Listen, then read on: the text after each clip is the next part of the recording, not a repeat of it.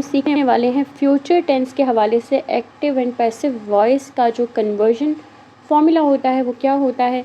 जैसे कि हमने पिछले लेसन्स में डिस्कस किया कि एक्टिव एंड पैसिव वॉइस की बेसिकली डेफिनेशन क्या है, सब्जेक्ट और वर्ब क्या चीज़ होती हैं, हेल्पिंग वर्ब क्या होता है, ऑब्जेक्ट और सब्जेक्ट को किस तरह से आपस में रिप्लेस किया जाता है, और बेसिक जो स्ट्रक्चर है उसको होपफुली आप बहुत अच्छे से समझ चुके हैं, अंडरस्टैंड कर चुके हैं।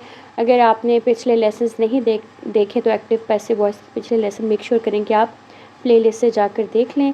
और आज का जो लेसन है वो पर्टिकुलरली हम फ्यूचर टेंस के हवाले से हम इसको डिस्कस करने वाले हैं। फ्यूचर टेंस में देखा जाए तो जो पहला सबसे टेंस होता है वो होता है फ्यूचर इंडेफिनिट या फिर फ्यूचर सिंपल टेंस भी इसको हम नॉर्मली कह सकते हैं।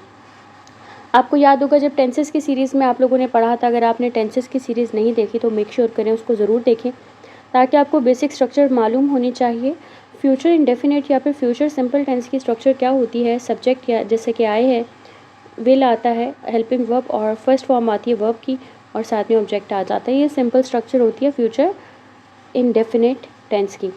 ठीक हो गया। तो अगर मैं ये जुमला कहती हूँ I will study this book, तो ये जुमला एक्टिव वॉइस में है, एक सिंपल जुमला है। अगर इसी को मुझे कन्वर्ट करना है पैसिव वॉइस में तो मैं क्या करूँगी, दिस बुक यहाँ पर क्या है, ऑब्जेक्ट है, तो ऑब्जेक्ट को आपको पता है हम सब्जेक्ट से क्या कर देते हैं, रिप्लेस कर देते हैं। तो इसी को मैं इस तरह से कहूँगी, this book will be studied by me. तो यहाँ पर जो हेल्पिंग वर्ब यूज़ होगा वो क्या यूज़ होगा, विल बी यूज़ होगा। ठीक है, आपको बताया गया था, समझाया गया था कि आपने क्या करना है, सिंपली आपने इनको वर्ब जो हेल्पिंग वर्ब्स होते हैं इनको आपने याद कर लेना। एक दफ़ा मेमोराइज़ कर लेंगे तो आपको काफ़ी आसानी हो जाएगी। अगर साथ साथ एग्जांपल्स आप लिखते जाएं किसी रजिस्टर में तो उससे होगा कि आपके सब कॉन्शियस माइंड में सिंक इन हो जाएगा और आपको थ्रू आउट योर लाइफ आपको याद रहेगा। तो I will study this book अगर होगा तो इसको अगर हमने कन्वर्ट करना है तो क्या होगा, this book will be studied by me. Study की थर्ड फॉर्म है। ठीक है, तो सिंपल सा फॉर्मूला है, पहले ऑब्जेक्ट आ जाएगा, फिर हेल्पिंग वर्ब विल बी आ जाएगा, फिर उसकी जो थर्ड फॉर्म आ जाएगी वर्ब की, और फिर बाय आपको बताया था आएगा, और आई किस में कन्वर्ट हो गया, मी में कन्वर्ट हो गया। अगर यहाँ पर ही होता तो हिम में हो जाता कन्वर्ट, अगर शी होता तो हर में कन्वर्ट हो जाता, दे होता तो देम में कन्वर्ट हो जाता। होपफुली इस कॉन्सेप्ट को लेकर आप क्लियर हैं। अब हम बढ़ते हैं दूसरे एग्जाम्पल की तरफ, they will eat an apple. ठीक है, they will eat an apple. तो इसमें अब हम क्या करेंगे कि एन एप्पल ऑब्जेक्ट है, ये शुरू में आ जाएगा, विल बी हेल्पिंग वर्ब आ जाएगा, उसके बाद ईटन, ईट की थर्ड फॉर्म आ जाएगी, बाय देम, देम कहाँ से आया, दे को देम में कन्वर्ट कर दिया, सिंपल। अब हम आ जाते हैं थर्ड एग्जाम्पल पर। ठीक है, थर्ड एग्जाम्पल हमारे पास क्या है, she will buy a car, she will buy a car. अच्छा, अब इसमें अ कार जो है वो क्या है, ऑब्जेक्ट है, तो ये शुरू में आ गया, a car will be bought, will be जो है इसका क्या है, हेल्पिंग वर्ब यहाँ से आ रहा है ऊपर से, और बॉट क्या है, बाय की थर्ड फॉर्म है। बाय की थर्ड फॉर्म क्या होती है, बॉट, बाय बॉट बॉट। आपने जो फॉर्म्स याद की थी वो आपकी उसमें आपने सीखा था, बाय और हर कहाँ से आया, शी से, आपको बताया गया था शी किस में कन्वर्ट होता है, हर में। होपफुली ये जो आपको एग्जांपल्स बताई गई हैं बहुत डिटेल में, अब आप अच्छे से समझ पा रहे हैं कि फ्यूचर सिंपल टेंस का कोई भी जुमला आपके सामने होगा तो आपने उसको किस तरह से रेडीली एक्टिव से पैसिव में कन्वर्ट करना है, या आप अच्छे से पहचान जाएंगे कि ये जो पैसिव वॉइस में जुमला बोला जा रहा है ये बेसिकली इसकी जो फ्यूचर इसकी एक्टिव फॉर्म कौन से टेंस से बिलोंग करती है, फ्यूचर इंडेफिनिट टेंस से। उसके बाद जो सेकंड सेंटेंस है वो है फ्यूचर परफेक्ट टेंस। अच्छा, अब आप कह रहे होंगे कि फ्यूचर कंटिन्यूस टेंस कहाँ गया, तो फ्यूचर कंटिन्यूस टेंस एग्जाम्प्टेड है, बिल्कुल उसी तरीके से जैसे कि बहुत से टेंसेस एग्जाम्प्टेड थे एक्टिव और पैसिव में, ये आपको याद रखना है। ओके, तो अब हम देख लेते हैं कि एक्टिव वॉइस और पैसिव वॉइस का कैसे बनता है। अच्छा, फ्यूचर परफेक्ट के लिए बहुत सिंपल, एक ही helping verb will have been use होता है, ये आपने याद कर लेना है।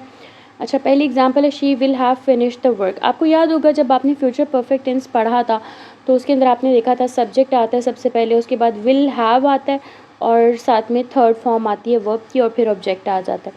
She will have finish the work, वो काम ख़त्म कर चुकी होगी।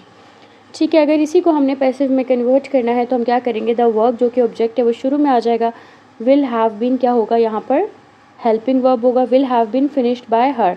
हर कहाँ से आया है, शी से आया है। ठीक है, so she will have finished the work will have been finished by her. They will have eaten an apple, वो एक सेब खा चुके होंगे।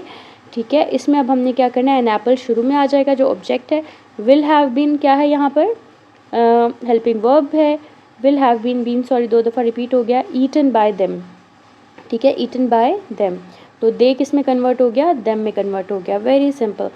जो लास्ट एग्जाम्पल है हमारे पास, will you have broken this glass, क्या तुम ये गिलास तोड़ चुके होगे, तो इसको हमने अगर कन्वर्ट करना है पैसिव में तो हम क्या करेंगे, will this glass has been broken by you, ठीक है। अब क्योंकि ये एक ग्लास है तो यहाँ पर हम क्या लगा रहे हैं, हैज़ लगा रहे हैं, will this glass has been broken by you. Hopefully अब आपको ये जो 2 एग्जांपल्स, आपको 3 एग्जांपल्स बताई गई हैं फ्यूचर परफेक्ट टेंस की, आपको अच्छे से समझ आ गई। आपको फ्यूचर परफेक्ट टेंस का कोई भी अगर जुमला दिया जाएगा तो आप बआसानी उसको पैसिव वॉइस में कन्वर्ट कर लेंगे, ठीक हो गया। तो आपने सिंपली करना क्या है कि फ्यूचर इंडेफिनिट टेंस या फ्यूचर सिंपल टेंस का एक जुमला आपने बनाना है खुद जहन में, ठीक है, उसका पैसिव वॉइस आपने बना के नीचे कमेंट बॉक्स में लिखना है। इसी तरीके से फ्यूचर परफेक्ट टेंस का भी एक आपने मिसाल सोचनी है अपने जहन में, और उसको भी एक्टिव और पैसिव दोनों जुमले आपने नीचे कमेंट बॉक्स में लिखने हैं। उसको आई माई सेल्फ विल रीड, और अगर आप नहीं करना चाहते तो आप एक रजिस्टर पर ज़रूर लिखें।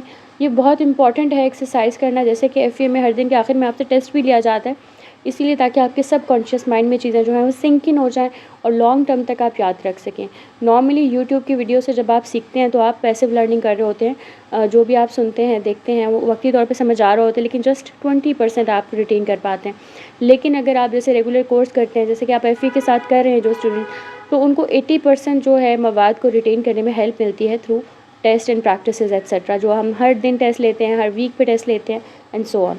अच्छा, ये आपने बात याद रखनी है कि 4 टेंसेज हैं, present perfect tense, continuous tense, past perfect continuous tense, future continuous tense and future perfect continuous tense. These are exempted, यानी कि इनको पैसिव वॉइस में कन्वर्ट नहीं किया जा सकता। यहाँ पर हमारी एक्टिव एंड पैसिव वॉइस की सीरीज़ जो है वो दी एंड हो चुकी है। होपफुली आपको एक्टिव एंड पैसिव बहुत अच्छे से समझ में आए, किसी किस्म का कोई कन्फ्यूजन नहीं रहा। अगर कोई कन्फ्यूजन है तो आप नीचे कमेंट बॉक्स में पूछ सकते हैं। मिलते हैं नेक्स्ट लेसन में, तब तक के लिए अपना बहुत सारा ख्याल रखिएगा। अल्लाह हाफ़िज़।